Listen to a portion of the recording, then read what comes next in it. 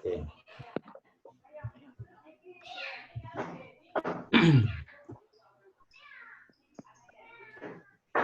Jadi proses pencarian pola data mining itu sebenarnya digunakan untuk pencarian pengetahuan dari dalam data dalam jumlah besar ya. Biasanya menggunakan pola statistik dan teknik matematika. Jadi ketika pembuatan pola ini, ketika digunakan pola ini, jadi data mining itu tidak berdiri sendiri, akan tetapi dia berjalan seiring dengan disiplin ilmu lain. Contohnya adalah ilmu statistik, artificial intelligence, dan machine learning. Ya, jadi itu contohnya. Jadi, jika digunakan suatu pola, dikatakan menarik, pola tersebut tidak sepele sebenarnya. Akan tetapi dia merupakan datanya itu adalah data rumit biasanya ya. Polanya itu adalah pola yang rumit. Dan itu biasanya juga tidak diketahui sebelumnya. Dan kenapa dibuat suatu pola itu? Karena nanti akan muncul sebuah pola yang mempunyai knowledge atau basis pengetahuan. Jadi output dari pola data miningnya adalah knowledge ya, yang berbasis pengetahuan. Jadi nanti kalau Anda membuat project nanti, outputnya adalah grafik biasanya. Bisa grafik ada beberapa macam, ada grafik bar atau pie atau dia linear dan lain sebagainya. Dan itu tergantung Anda menyikapi dan gampang untuk membacanya. Silakan menggunakan pola-pola itu, termasuk di dalamnya adalah jenis grafiknya itu ya. Yang kedua adalah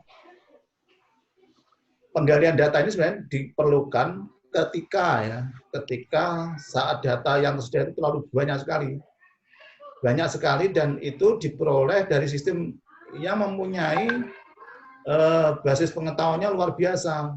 Contoh adalah yang sekarang berjalan adalah e-commerce ya. E-commerce itu digunakan digunakan ketika data-data itu memberikan nilai atau nilai informasi yang sudah tersedia. Contohnya e-commerce sekarang itu luar biasa. Ketika kita membeli satu item barang, informasinya sudah diberikan sebanyak mungkin ya. Contoh adalah kalau kita melihat pesan misalnya di Lazada, satu item barang aja, nanti ketika itu sudah kita beli, setelah kita beli itu biasanya di email atau di akun kita itu dijajali dengan produk-produk yang terkait yang pernah kita beli. Itu contohnya adalah data dari data mining. Sedangkan proses dari analisis data mining itu sendiri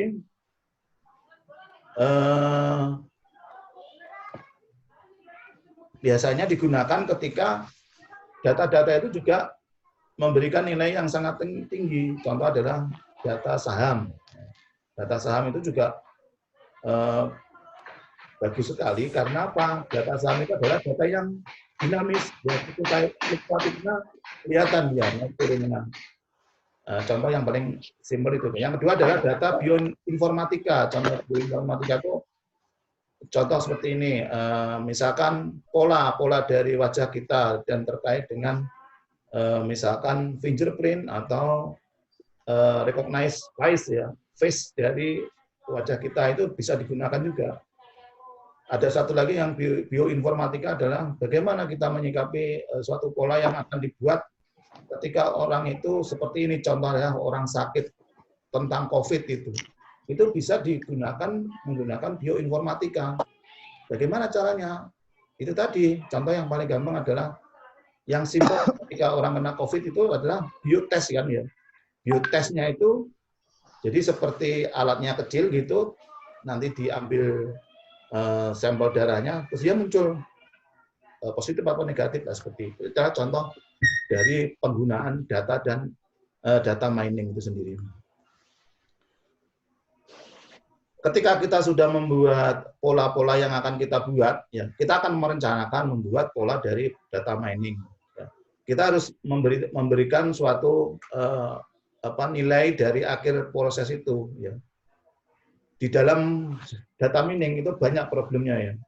bagaimana kita membuat klasifikasinya? Ya, seperti itu ya. Contoh adalah klasterisasi, penggolongan, regresi, analisis, asosiasi, deteksi anomali, dan peralaman deret waktu, penambangan teks dan pemilihan fitur. Ini adalah problem dari data mining, ya data mining itu sendiri.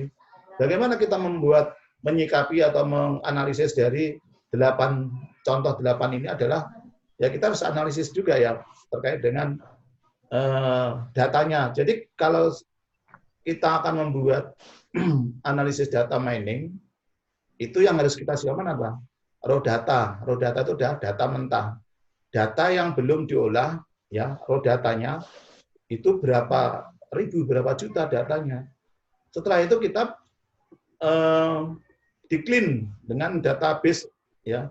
Nanti kita buatkan proses untuk clean database-nya ini, mana yang tidak sinkronis, ya, apa yang mau diambil dan apa yang mau kita lepas dari data itu. Dan kita buatkan transformasi datanya dengan menggunakan tabel, ya, contoh seperti itu. Setelah proses dari tabel itu kita data transformasikan, terus kita menggunakan pattern discovery, ya, itu tetap menggunakan algoritmanya, ya. Jadi di bawah itu adalah beberapa pattern yang digunakan untuk menggunakan data miningnya. Ada algoritma yang ada, contoh yang ada 8 ini, ya.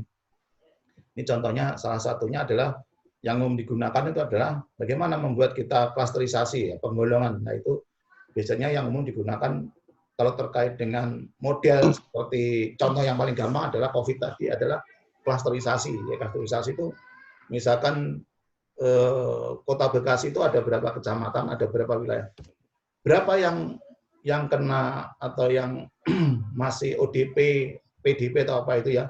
Jadi kelihatan per masing-masing kecamatan. Itu contoh clustering.